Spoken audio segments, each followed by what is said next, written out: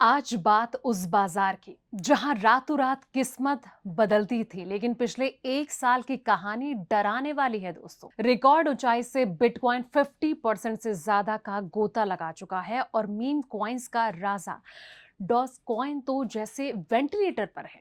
अमेरिकी federal reserve की सख्त नीतियां और जो बड़े बड़े बिटकॉइन ईटीएफ हैं, इनसे अरबों डॉलर की निकासी, इसने पूरे क्रिप्टो बाजार की कमर तोड़ कर रख दी है।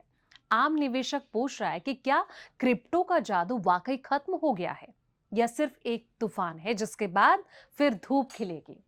एक्सपर्ट के बड़े पैनल के साथ कहीं ना कहीं आज का पूरा विश्लेषण करेंगे, तो इसलिए इस वीडियो के एंड तक जरूर बने रहिए। नमस्कार, मैं हूं आपके साथ संध्या बिष्ट और आप देख रहे हैं the economic times in Hindi. दोस्तों, आप भी उन निवेशकों में से एक हैं जो कि अपने पोर्टफोलियो से क्रिप्टो करेंसी को धीरे धीरे खत्म कर रहे हैं या उनका हिस्सा बेहद कम कर दिया गया है। दरअसल इस समय जो है क्रिप्टो करेंसी रिटर्न के मामले में निवेशकों के लिए कहीं ना कहीं निराशाजनक बनी हुई है और इस कारण ज्यादातर निवेशक इससे मुंह मोड़ते जा रहे हैं। टॉप 10 में शामिल बिटकॉइन से लेकर ethereum, ripple, solana, dogecoin आदि ऐसी क्रिप्टो करेंसी हैं जिनमें कि एक साल में करीब 50% या फिर इससे ज्यादा की गिरावट नजर आ चुकी है। ऐसे में इनमें निवेश करना निवेशकों के लिए घाटे का सौदा साबित हो रहा है। वहीं भारत में क्रिप्टो से कमाई पर लगने वाला जो 30% टैक्स है, वो भी इसमें निवेश की रुचि को खत्म कर रहा है।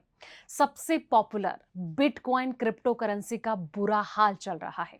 पिछले एक साल में अगर देखा जाए तो इसमें करीब 47% की गिरावट आ चुकी है और हाल में इसकी जो कीमत है वो $60,000 से नीचे आ गई है।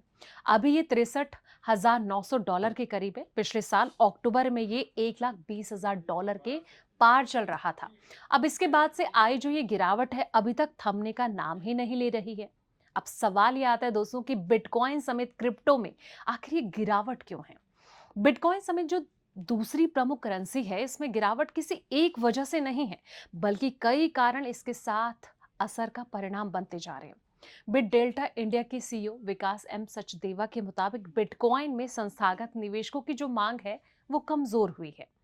जून महीने में ही अमेरिका के जो स्पॉट बिटकॉइन है यानी कि ईटीएफ से $4 अरब से ज्यादा की शुद्ध निकासी हो चुकी है।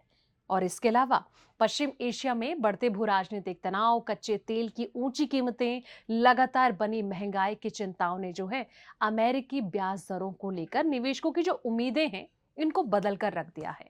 अब इसका जो सीधा इम्पैक्ट है ये हो रहा है कि निवेशकों ने जोखिम वाले जो एसेट्स हैं इनसे दूरी बनाना शुरू कर दी है। अब इनकम टैक्स भी इसमें बड़ा कारण बनता जा रहा है। जी हाँ, क्रिप्टो करेंसी से जो भारतीय निवेशकों की दूरी है, इसका बड़ा कारण इसके मुनाफे पर लगने वाला जो इनकम टैक्स है वो भी है। इस मुनाफे पर 30% टैक्स चुकाना होता है। साथ ही 4% स्वास्थ्य और शिक्षा उपकरण भी लगता है। एक वित्तीय वर्ष में ₹50,000 से ज्यादा के क्रिप्टो ट्रांसफर पर 1% टीडीएस लागू होती है और इसके अलावा आप क्रिप्टो करेंसी से होने वाले जो नुकसान को मुनाफे या फिर जो अन्य इनकम है इसमें समायोजित नहीं कर सकते। ये पहली बार नहीं है दोस्तों जब बिटकॉइन समेत दूसरी क्रिप्टो में गिरावट आई है। सचदेवा के अनुसार ये कहा जा रहा है कि साल 2018 और 2022 में बिटकॉइन में करीब 70% तक की गिरावट आई थी, लेकिन बाद में ये नए रिकॉर्ड स्तर पर पहुंच गया और उनके मुताबिक किसी निश्चित खासतौर पर जो कीमत हो गया, ड्यूरेशन, समय सीमा जिसे कहा जाता है, इसके अनुमान लगाने के बावजूद निवेशकों को कुछ अहम संकेतों पर नजर रखनी चाहिए। इनमें वैश्विक आर्थिक स्थिरता, संस्थागत निवेशकों यानी कि जो एफआईआईज हैं, इनकी वापसी खास करके ईटीएफ निवेश के जरिए और प्रमुख वैश्विक बाजार में जो नियामक स्पष्टता है, ये तमाम चीजें शामिल हैं। लेकिन सवाल ये कि जिस तरीके से रातों रात करोड़पति बनाने वाला जो ये बिटकॉइन है, जो इतना ज्यादा रिस्की होता है, जिस तरीके से पिटता जा रहा है, क्या आने वाले वक्त में ऐसा ना हो कि ये गर्त में चला जाए। लेकिन जाते जाते सवाल ये कि आपको क्या लगता है, आपका क्या नजरिया है, कमेंट बॉक्स में अपना नजरिया जरूर रखें। फिलहाल इस रिपोर्ट में इतना ही। ऐसी पल पल के अपडेट्स के लिए आप बने रहिए हमारे साथ और देखते रहें the economic times in Hindi.